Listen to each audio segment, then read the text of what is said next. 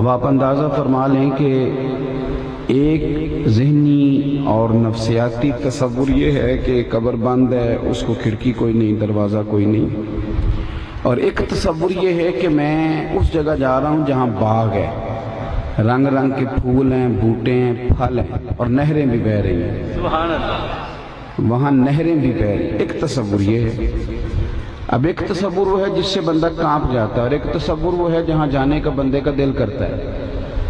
تو قبر کو جب آپ نے جنت کا باغ سمجھ لیا تو پھر وہ جو ایک انسان پر بڑی سخت کیفیت طاری ہوتی ہے وہ رخصت ہو جاتی ہے، اور انسان سمجھتا ہے کہ نہیں، میں تو اللہ کی رحمت میں جا رہا ہوں، میں تو اس کے فضل کی طرف سفر کر رہا ہوں۔ اللہ تبارک و تعالیٰ کے بندوں نے لمبے چوڑے مکانات نہیں بنائے۔ حضرت مولا علی شیر خدا رضی اللہ تعالی عنہ اپنی شادی تک مسجد میں سویا کرتے تھے، اور نکاح کے بعد بھی۔ ان لوگوں کی بات بتا رہا ہوں جو دنیا کے نہیں، جنتیوں کے امام ہیں، سبحان اللہ، جنتیوں کے امام ہیں، پر ان کا طریقہ یہ دیکھ لیجئے کہ حضرت مولا علی شیر خدا نے اپنے نکاح تک آپ کا کوئی مکان نہیں تھا، بلکہ شادی کے بعد بھی حضرت حارثہ بن نعمان رضی اللہ تعالیٰ عنہ سے ایک مکان عاریۃً، جس کو آپ اپنے لب و لہجے میں سمجھ لیتے ہیں کہ کوئی کرائے کا مکان ہو یا عارضی طور پر لیا گیا ہو، تو وہ مکان نبی پاک صلی اللہ علیہ وسلم نے لے کے دیا تاکہ سیدہ فاطمہ وہاں قیام کریں۔ تو وہاں سیدہ پاک کا قیام رہا، لیکن ذاتی طور پر کوئی مکان حضرت مولا علی شیر خدا کا موجود کیوں نہیں تھا؟ وہ اس لیے نہیں تھا کہ وہ سمجھتے تھے کہ یہ تو عارضی دن ہے تھوڑے سے۔ اللہ تعالیٰ نے جنت میں بڑے بڑے محلات ہمارے لیے بنائے ہوئے ہیں، اور بڑی بڑی نعمتیں۔ دیکھیں، نبی پاک صلی اللہ علیہ وسلم نے جب جنت کا ذکر فرمایا تو حضور نے فرمایا کہ میرے رب نے نا تمہارے لیے اتنی بڑی نعمتیں جنت میں تیار کی ہیں، اتنی بڑی نعمتیں۔ میرا خیال ہے موبائل کو دیکھنے کی بجائے مجھے دیکھیں، آپ بند کر دیں اس کو، اتنا فرض سمجھ لیا آپ نے، موبائل کو جیب میں رکھیں، اللہ آپ کو جزائے خیر دے، اور صحیح ہو کے بیٹھیں، اطمینان سے بیٹھیں، اللہ تعالیٰ برکت دے۔ جس نے موبائل بنایا تھا اس نے یہ اوپر لکھا تھا کہ اس کو ہاتھ میں پکڑ کے رکھنا، یہ تو فون آئے تو فون سننے کے لیے، اور بن رہی ہے ویڈیو انشاءاللہ تعالیٰ آپ کو میرا خیال ہے دے ہی دے گا، اس بندے سے واقفیت کر لیں آپ۔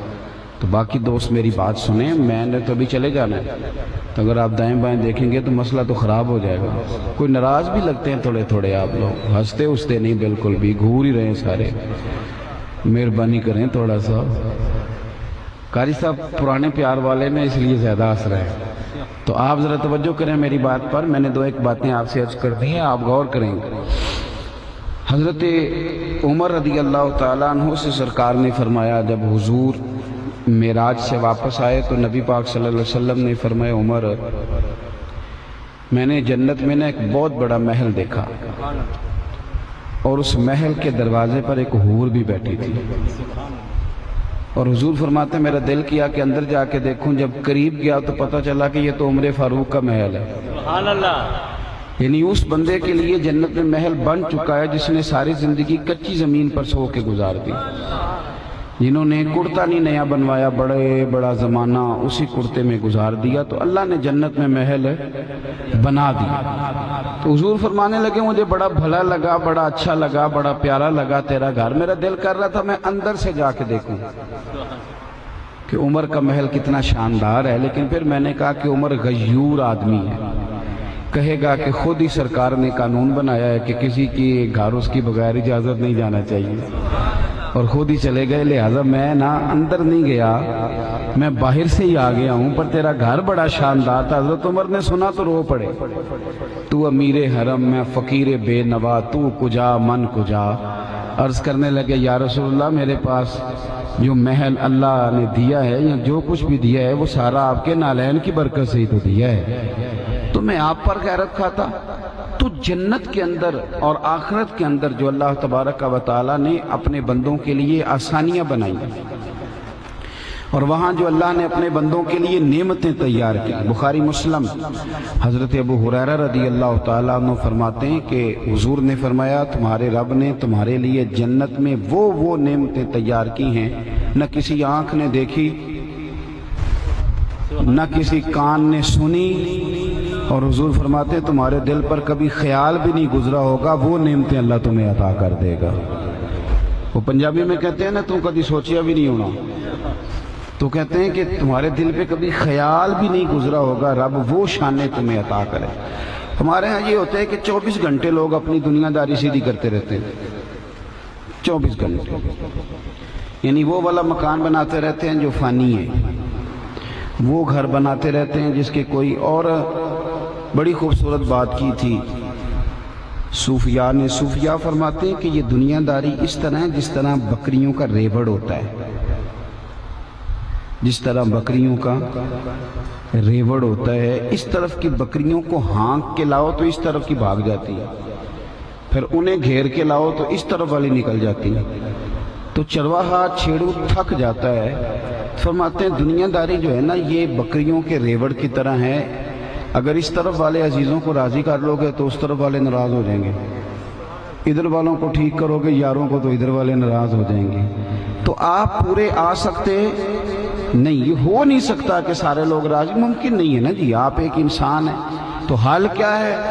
تو مسند امام احمد بن حنبل میں میرے نبی پاک علیہ السلام نے حال بھی بتایا ہے۔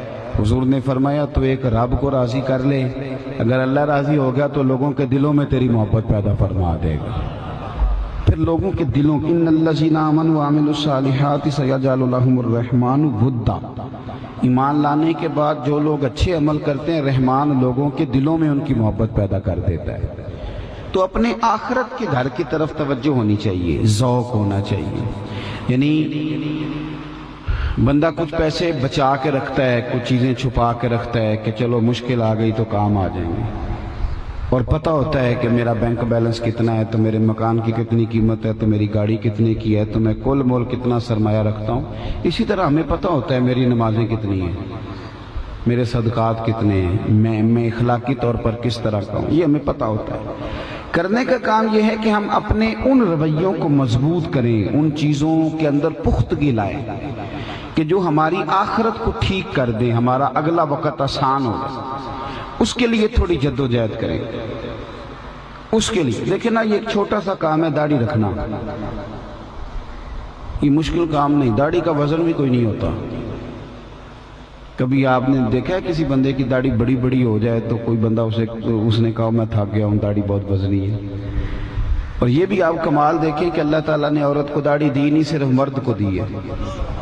اس کا معنی یہ ہے کہ اللہ تعالیٰ مرد کے چہرے پر داڑھی دیکھنا پسند۔ اچھا لوگ کیا کہتے ہیں، کہتے ہیں میں نیک نہیں اس لیے نہیں رکھی، تو داڑھی رکھنے سے بندہ کوئی معصوم تو نہیں نہ ہو جاتا، داڑھی والے سے بھی غلطی ہوتی ہے لیکن اس سے داڑھی کا ثواب ضائع نہیں ہوتا۔ اگر کوئی داڑھی والا غلطی کرتا ہے تو غلطی اپنی جگہ ہے اور داڑھی کا اجر اپنی جگہ ہے۔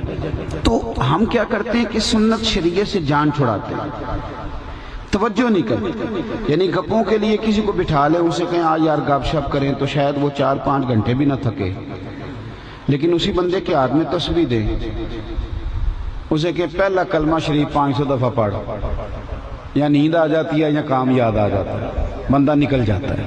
اور میں نے تو اس طرح بھی دیکھا ہے کہ مسجدوں کے حجروں میں میٹنگ ہو رہی ہوتی ہے، مسجد کے حجرے میں میٹنگ ہو رہی ہے، لیکن نماز کا ٹائم آیا تو بڑے بندے کہنے میں اپنے محلے والی مسجد جا کے پڑھنی ہے۔ بھئی ادھر جو مسجد کے حجرے میں جو میٹنگ ہو رہی ہے تو یہاں پڑھ کے جا۔ تو اپنی آخرت پر توجہ دیں اتنا زیادہ۔ اور دنیا میں جو لوگ آرام ڈھونڈنے بھی نکلیں گے وہ یاد رکھیں کہ جب اللہ تعالیٰ نے حضرت آدم علیہ السلام کی مٹی گوندنے کے لیے کہا تھا نا حضرات ملائکہ کو، تو فرشتوں نے کہا یا اللہ کیا کریں، تو فرمایا مٹی پہ پانی برساؤ۔ تو فرشتوں نے پوچھا یا اللہ سکھ کا کتنا برسانا ہے اور دکھ کا کتنا؟ تو اللہ تعالیٰ نے فرمایا اس طرح کرو کہ 40% سکھوں کا برسا دو اور 60% دکھوں کا۔ اگر کسی بندے کو کل سکھ بھی زندگی میں مل جائے نا، سارے بھی تو پھر بھی 40% ہوتے ہیں۔ جو پورا خوش ہو نا پورا، اس کو بھی 60% دکھ، اور دکھ کا رنگ بدلتا ہے، دکھ رہتا ہے۔ یعنی چھوٹے بچے کو یہ دکھ ہوتا ہے کہ سویرے پھر سکولے جانا پڑے گا، یہ بھی بہت بڑا دکھ ہے۔ جب اس دور میں ہوتے ہیں تو اس دکھ کا اسی دور میں پتہ چلتا ہے۔ اور اگر قاری صاحب کے پاس پڑھتا ہو اور قاری صاحب نے پائپ بھی رکھا ہو تو پھر تو وہ بیچارہ ساری رات دعائیں مانگتا ہے کہ یا اللہ سویرے استاد جی کو نرم کر دے میرے حق میں اور مجھ سے کوئی ایسا کام نہ ہو جائے کہ مسئلہ بن جائے. تو پھر جب بڑا ہوتا ہے پھر کاروبار کے دکھ، اولاد نہ ہو تب بھی دکھ ہوتا ہے، اور ہو کے بیمار ہو جائے تو بھی بڑا دکھ ہوتا ہے. بچے کی شادی نہ ہو تب بھی بڑی تکلیف ہے، شادی کے بعد اولاد نہ ہو تب بھی بڑی تکلیف. تو دکھوں کے نام بدلتے ہیں، وہ اصل کے ساتھ ہمیشہ قائم رہتے ہیں. اتنی زیادہ تکلیف نہ اٹھائیں، اتنا زیادہ پر اپنی آخرت پر فوکس کریں، توجہ کریں کہ میں آخرت کے لیے کچھ اکٹھا کر سکا ہوں، میرے پاس کچھ سرمایہ ہے. ایک حدیث پاک سنیں، بخاری مسلم میں ہے، حضرت انس بن مالک رضی اللہ تعالی عنہ راوی ہیں، فرماتے ہیں کہ ایک عورت نبی پاک صلی اللہ علیہ وسلم کی خدمت میں آئی، ایک بی بی، اور اس نے آ کے نہ تو رونا شروع کر دیا، عرض کرنے لگی یا رسول اللہ صلی اللہ تعالی علیہ وسلم میں مرگی کی مریض ہوں،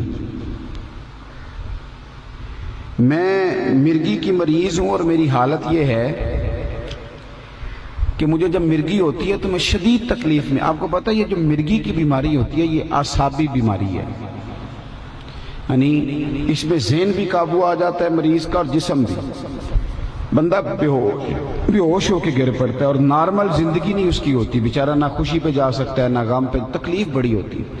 اور عورتیں ویسے ہی کمزور پیدا کی گئی ہیں.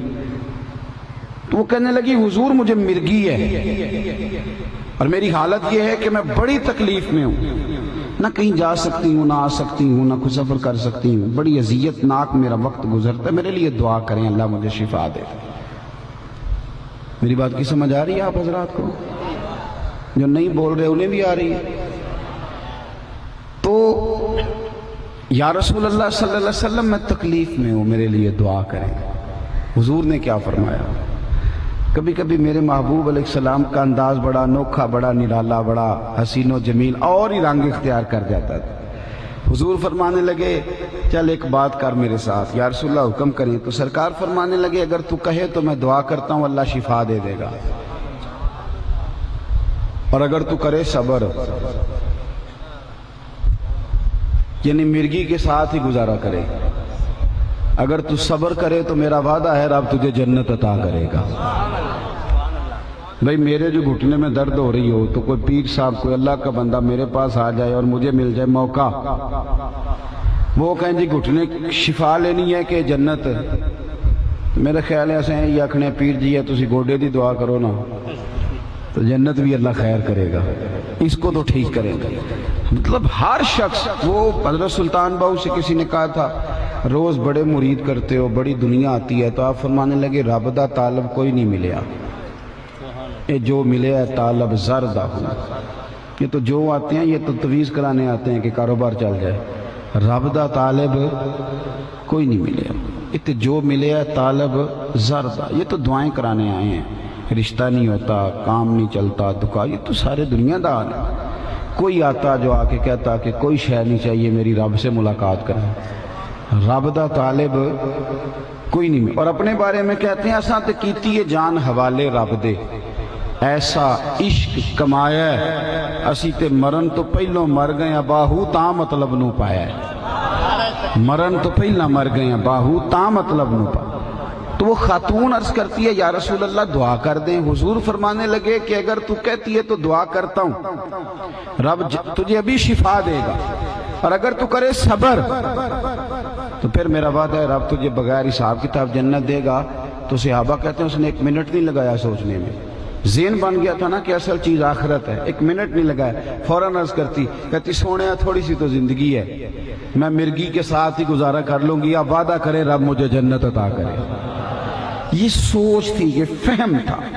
ایک خاص وقت پر جا کر انسان کا یہ مزاج بنتا ہے، اور یہ مزاج بن جائے تو بندہ بچ جاتا ہے. اللہ کے رسول نے دعا کر دی، فرمایا جا تیرا میرا وعدہ ہو گیا، رب تجھے جنت عطا کرے گا. کہنے لگے یا رسول اللہ جب مرگی ہوتی ہے تو میرے وجود سے کپڑے ہٹ جاتے ہیں، صحابیہ ہوں، با پردہ ہوں، دعا کریں بس میرا پردہ قائم رہے. تو نبی پاک علیہ السلام نے دعا کر دی اللہ اس کے پردے کو قائم رکھنا. صحابہ کہتے ہیں بڑی بھی اسے مرگی ہوتی تھی پر اس کے کپڑے نہیں ہٹتے تھے جسم سے. اور حضرت عثمان غنی کے زمانے تک وہ زندہ رہیں تو شارحین نے لکھا ہے کہ جب کوئی پوچھتا تھا نا کسی صحابی سے کہ میں نے کوئی جنتی بندہ دیکھنا ہے تو صحابہ اس بوڑھی کا دروازہ کھٹکھٹاتے تھے، کہتے اسے دیکھ لو، اسے دنیا میں نبی پاک نے جنت کی بشارت عطا فرمائی۔ تو اپنی آخرت کا مزاج، آخرت کا ذوق، آخرت۔ حضرت حبیب اجمی رحمت اللہ علیہ کا ایک مرید اپنے بڑا وہ بیچارہ مالدار تھا لیکن بے اولاد تھا، مکان خریدنا چاہتا تھا، پیسے اس کے پاس تھے، حج پہ جانے لگا تو پیسے پیر صاحب کو دے گیا۔ کنانو جی جی تانوں نہیں مشورہ دے رہا ہے کام کرن دا، لیکن وہ تو دے گیا سی نا، انہوں پتا سی کہ پیر بھی دیانتدار دے۔ اب تو آپ کو پتہ ہے نا، اللہ خیر فرمائے، پیر صاحب کی نظر میں منظور نظر ہونے کے لیے بھی بندے کے جیب میں نوٹ ہونے چاہیے۔ اگر ہو گیا تو پھر کام بھی ہو گیا، اور اگر نہیں ہے تو پھر نظام بھی۔ میری بات کی سمجھ آئیے آپ حضرات؟ محبت کا جواب محبت سے دیں آپ۔ نوٹ تو مل ہی جاتے ہیں، وہ تو جو اللہ نے نصیب میں رکھے ہیں۔ میں نے آپ کو بتایا ہے کہ یہ بچے میرے پاس چل کے جاتے ہیں، ہم تو صرف محبت کا جواب دینے یہاں تک آ گئے، بس اتنی سی بات ہے۔ آ گئے یہ جاتے ہیں تو یار ہم بھی تو آ ہی سکتے ہیں نا۔ تو یہ اپنی زندگی میں اسلوب یہ اختیار کریں۔ اگر آپ دولت کے پیچھے لگیں گے تو پھر تو آپ انسان نہیں رہیں گے، پھر تو تاجر، ہر جگہ تاجر ہی بن جائیں گے، تجارت ہی کریں گے۔ حبیب اجمی رحمت اللہ علیہ کا مرید جاتی دفعہ پیسے دے گا، کہنے لگا حضرت میں جا رہا ہوں حج پہ، تو بچے بھی کوئی نہیں، بیوی بھی انتقال کر گئی ہے، اور یہ میرے پیسے ہیں، میرے لیے کوئی مکان خرید دیجئے گا، میں انشاءاللہ واپس آ جاؤں گا، اور ذرا اچھا سا خریدیے گا۔ میں کسی یار کے ذمہ بھی لگا سکتا تھا، اللہ کے بندے کے ذمہ اس لیے لگایا کہ بہترین خرید کے دے۔ تو حضرت بی بی اجمی کہتے ہیں وہ تو چلا گیا، تو میں سوچ میں پڑ گیا کہ اس نے کہا بہترین، تو اب کون سا بہترین خریدوں؟ توجہ ہے میری بات پر؟ کون سا بہترین خریدوں؟ بالآخر حضرت نے اس طرح کیا کہ پیسے یتیموں مسکینوں میں بانٹ دیے۔ شخص آگے حج کر کے واپس، کہنے لگا حضور میرا مکان۔ آپ فرمانے لگے پتر میں نے تیرے لیے جنت کا مکان خرید دیا ہے، تیرے لیے مکان جنت کا مکان خرید دیا تیرے لیے۔ وہ اسے بھی پتہ تھا نا، پتہ ہوتا ہے ہمیں دنیا دار کون ہے، دین دار ہمیں پتہ ہوتا ہے۔ اسے پتہ تھا کہ جس شخص سے میں بات کر رہا ہوں یہ بڑا آدمی ہے۔ کہنے لگا حضور مجھے منظور ہے، آپ مہربانی کریں ایک چیٹ لکھ دیں مجھے، اتنا تو میرا حق بنتا ہے نا، ایک رکا لکھ دیں کہ آپ نے میرے لیے جنت کا مکان۔ اللہ اکبر! حضرت نے ایک رکا لکھ دیا کہ میں نے اس کے لیے جنت کا مکان خرید لیا ہے۔ کچھ ہی دن گزرے، تازہ حج کر کے آیا تھا، آواز قدرت آئی اور روح پرواز کر گئی۔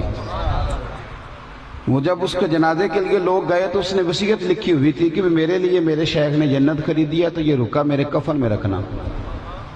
میں رب کریم کی بارگاہ میں عرض کروں گا کہ اللہ تیرے ایک نیک بندے نے یہ کہا تھا کہ میں نے تیرے لیے جنت خریدی ہے، اب وہ رکا رکھ دیا کفن میں، بندہ انتقال کر گیا، اب وہ بھی مطمئن تھا، پیر بھی مطمئن تھے، پر کچھ دائیں بائیں بھی تو ہوتے ہیں نا، ان کا بھی تو کچھ کرنا پڑتا ہے نا، یہ بھی تو بڑی مصیبت ہے نا، ہے یہ بھی بہت بڑی مصیبت ہے۔ دائیں وہ ایک بادشاہ تھا نا، کنجوس، بڑا کنجوس تھا، تو ایک آدمی تھا بڑا ذہین، تو بادشاہ اکثر انعام کے نام دیتے رہتے ہیں پر وہ کسی کو کچھ بھی نہیں دیتا تھا۔ تو وہ ذہین آدمی آ گیا تو لوگوں نے اسے کہا تجھے تب مانیں گے جب بادشاہ سے کوئی چیز نکلواؤ، تو وہ کہنے لگا بادشاہ سلامت آپ سے انعام لینا ہے۔ تو بادشاہ کہنے لگا جی میں تو اسے انعام دوں گا جو میرے سوال کا صحیح صحیح جواب دے گا، انعام دینا نہیں تھا نا۔ اس نے کہا جی پوچھیں۔ کہنے لگا جی یہ میرے ہاتھوں کی ہتھیلیوں پہ بال کیوں نہیں، باہر والی سائڈ پہ تو اندر کیوں نہیں؟ تو وہ بندہ بڑا ذہین تھا، کچھ لوگ ذہین بھی ہوتے ہیں فتین بھی ہوتے ہیں، اللہ تعالیٰ انہیں یہ نعمت دیتا ہے۔ کہنے لگا بادشاہ اس لیے آپ کیا ہتھیلیوں پہ بال کوئی نہیں کہ آپ سخی بڑے ہیں، سخاوت کر کر کے نا تو بال سارے گھس گئے ہاتھوں میں۔ وہ پرلے درجے کا کنجوس تھا، اسے غصہ آیا، کہنے لگا میرے تو اس لیے نہیں ہے تو تیرے کیوں نہیں؟ کہندہ تساں دیتا بڑا ہے تو میں لیتا بڑا ہے، تو دے کس گئے تو میرے لے اور بادشاہ کو غصہ آیا، دینا چاہتا کچھ نہیں تھا، اور غصہ آیا، کہنے لگا تیرے میرے تو اس لیے تو یہ ساروں کے کیوں نہیں؟ کہنے لگا آپ دیتے رہے میں لیتا رہا ہوں، یہ بیچارے ہاتھ ملتے رہے اس لیے ان کے بھی کوئی نہیں۔ تو یہ کچھ لوگ نا دور بیٹھ کے بیچارے ہاتھ بھی ملتے رہتے ہیں، ایسے مفت نہیں۔ وہ دیکھو جی فلانا کدھر چلا گیا، فلانا کہاں پہنچ گیا، اور چھوڑ تم، رب کی رحمت پہ اعتراض نہیں کرتے۔ نہ اللہ نے کسی کو منشی رکھا ہوا ہے کہ کسی کو پوچھ کے اللہ رحمت دے گا، وہ جب دیتا ہے تو پھر بے حساب و کتاب ہی عطا کرتا ہے۔ اب وہ مرید نے رکا لے لیا، پیر صاحب نے دے دیا، وہ چلا گیا دنیا سے۔ کچھ لوگوں کو بڑی پریشانی تھی، جب چھوٹی موٹی چیم گوئیاں ہونے لگی تو حضرت حبیب اجمی نے سر سجدے میں رکھ دیا، کہنے لگے مالک تو دلوں کے حال بھی جانتا ہے اور پردہ پوشی بھی جانتا ہے، مہربانی کر پردہ پوشی عطا فرما۔ تو لوگ کہتے ہیں کہ جب صبح اس کے کچھ عزیز اس کی قبر پہ گئے تو قبر پہ رکا پڑا تھا، لوگوں کو جا کے خبر کر دو کہ اللہ کے بندے نے وعدہ کر لیا تھا تو اللہ نے جنت عطا کر دی۔ تو آخرت کے لیے تیاری فرمائیں، اپنے روزمرہ کے معاملات میں دو چیزوں کو ضرور شامل کریں۔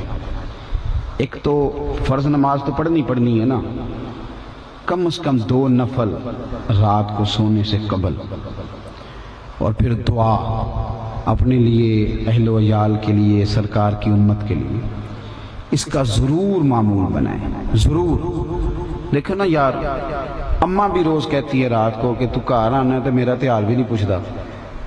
تو ماں باپ کا بھی اگر آپ توجہ نہ کریں تو یہ حال ہے، تو رب کریم کی طرف آپ خیال ہی نہ فرمائیں۔